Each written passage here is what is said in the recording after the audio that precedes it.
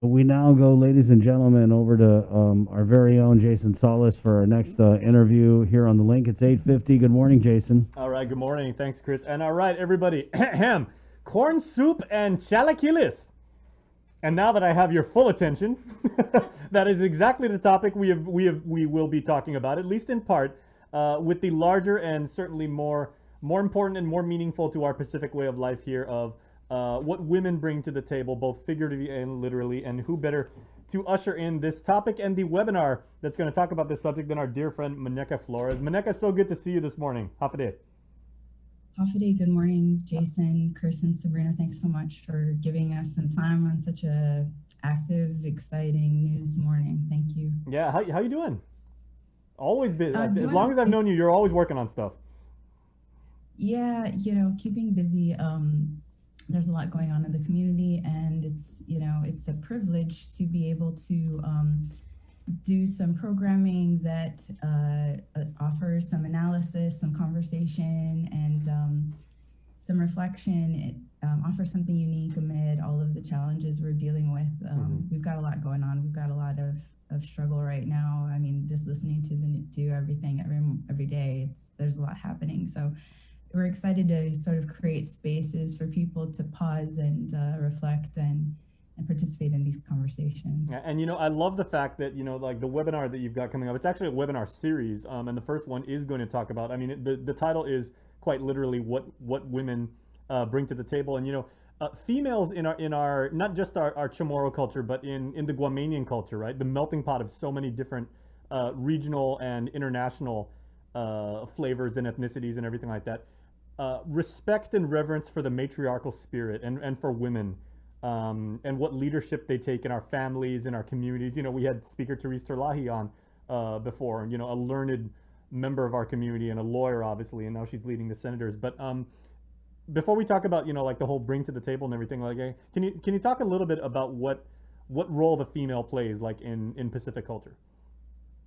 Well, Pacific women have very large, nuanced, complicated roles in our various communities, and the Pacific is so broad, and there's so many diverse roles that women play, even within Micronesia and even within Guam, and that's something we really want to speak to. If we say that Chamorro women come from a matrilineal history and a matrilineal culture, when we really look back at our history, it's really hard to, especially in more recent history, we can name some really incredible Chamorro women in history, right?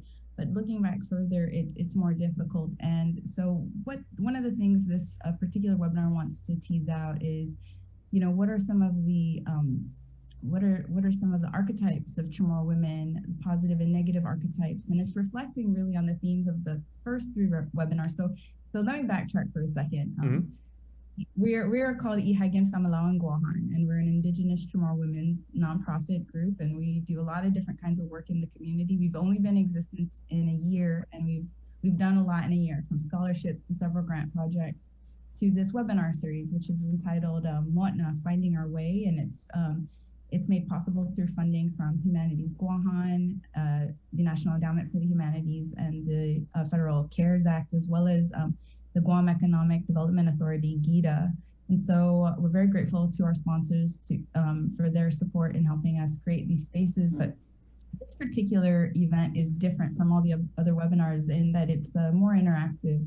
It offers a reflective writing component. And so, the first three webinars were really looking at women's roles in history, whether it was in the family, in the community, private and public, all kinds of issues, from marriage to education to agriculture to activism, and to even very polarizing issues. And so this particular event, which is being presented with Desiree Taminglo Ventura and Simone Efigenia Perez Bollinger, is something that's gonna sort of encapsulate those three webinars, those first three webinars, but really think about the Chamorro woman archetype, and what are the ways that some archetypes are problematic, what are the ways that some archetypes are empowering, and how do we envision Chamorro women archetypes moving forward. And it's entitled Corn Soup and Chalakilis, Bringing Chamorro Native Narratives to the Table, because Yeah, the thumbs up it was went crazy on Facebook when I said that, Monaeka. I was like, corn soup and chalakilis, and everybody was like, yes, I'm in. Tell me where to sign up. right. Well, it's inspired by, I know a lot of us saw this really great meme on Instagram a few months back, kind of asking folks, you know, what soup do they identify with? Are you a corn soup? Are you a rosary soup? And there's some really great poetry even in a zine by a group called Gumagela about, you know, the rosary soup. And just so there's been a lot of conversation, you know, what rosary soup would, or what kind of soup would you be? Would you be rosary soup? Would you be chalakilis? Would you be corn soup? Would you be aras kadu? And what are the characteristics of those soups? And so it was kind of a funny idea, but then, you know, if we think about, you know, what are the characteristics that we embody and we identify with? And then also, what are the archetypes, you know, that we maybe identify with or don't identify with, or maybe some of even the archetypes that harm us and our health as Chamorro women, harm us in our, whether it's our physical health or our mental health as Chamorro women. How do we reevaluate, re-examine, and revisit these? And so that's where we get from the presentation component to the creative writing component. And so this webinar is different in that it's broken up into two parts. The first part will be presented publicly on our Facebook page, but the second part, the creative writing component, is a closed component and registration is required. Its space is limited, so we really want to encourage folks to, women to register ahead of time, and space is limited. So, and then, so that will be taken off live, because of course it's hard to have a creative space when it's public, it's not a performance. And so I just shared the links on the chat, Jason, if you want to share that with folks. Absolutely. But we will share the prompts and some of the inspirational images on our Facebook after the live portion, so that folks who haven't been able to register for the closed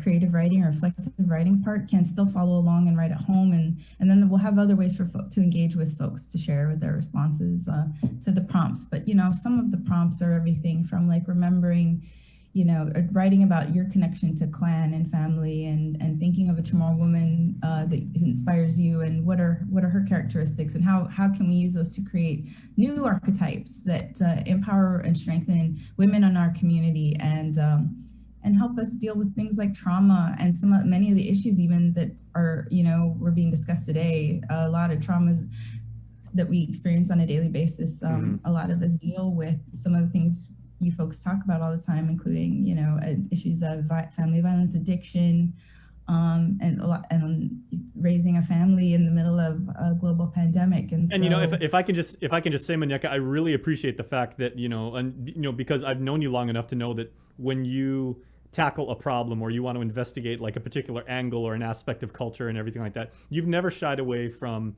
shedding light on both the negative and the positive. And I like here how you say, you know, we're not only highlighting the archetypes and you know, the best examples of who women are in our culture, but also some of the stereotypes and some of the maybe some of the unfairness and the some of the things that, you know, people won't probably be too proud of and everything like that. So I think that's a really good, fair and balanced approach. And I also love the fact how you're using soup, particularly soup in Chamorro culture, as a metaphor for personality type. I've never seen that done before, but I'm totally in.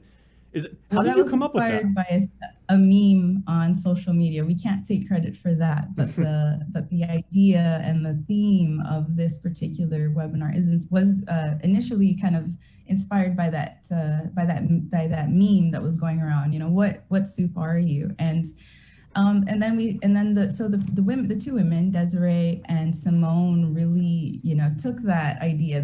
That was their idea. They ran with it. They loved that meme, and they were kind of thinking about how, so Chamorro women what's expected of us, and what are the, you know, the characteristics we're expected to embody, these stereotypes.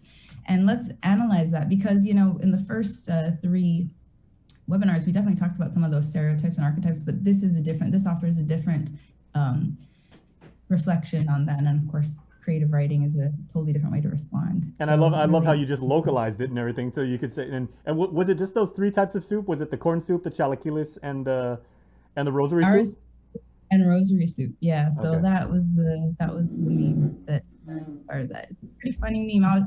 I'll find it and I'll share it with you so you can take a look at it. But a lot of people were talking about it for a while, saying, you know, I'm definitely a corn soup. I'm definitely, a Chalakilis. And then some people were like, I love rosary soup. And some people were like, no, not rosary soup. So anyway, it was an interesting, it's a fun conversation. It's a fun way to sort of start a conversation about, you know, what are the archetypes that are limiting, that are harmful, but also the ones that are empowering, and what are the ways we want to reimagine, you know, are those representations of Chamorro women, and what do they mean for us? And I so, probably say you've probably given like a many psychologists and psychiatrists a fair amount of work when you say like, what kind of soup do you identify with? And they could dive into that pretty much. So on behalf of the psychiatry profession and everything like that, thank you for your business. I identify as all who.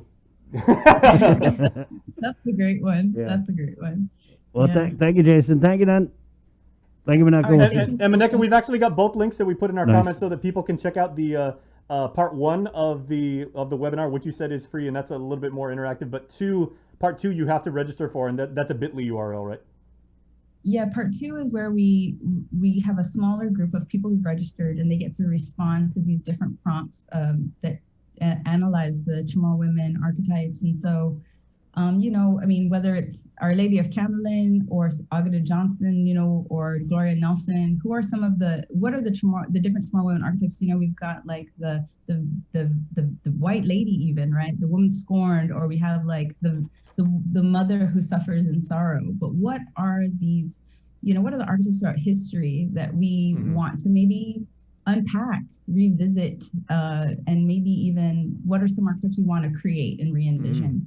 I was even thinking of Chamorro maybe the female from the Legend of the Two Lovers, because she was very rebellious, and yet she was completely devoted to the love that she believed in and everything, and literally gave up her life to spend eternity with her beloved. Ah, sorry, it's Valentine's Day week. Jay. But hey, a lot to think about, and probably a lot to learn about yourself, about your neighbors, your fellow Guamanians, and the reverence we have for our women here in this part of the Pacific. So Monaeka, thank you so much for doing this and everything. We couldn't thank you more. Thank you so much for having us. All right, Have a great fascinating day, topic. guys. Please stay safe. And Good to thank see you as for your always. kind words about the link too. See you.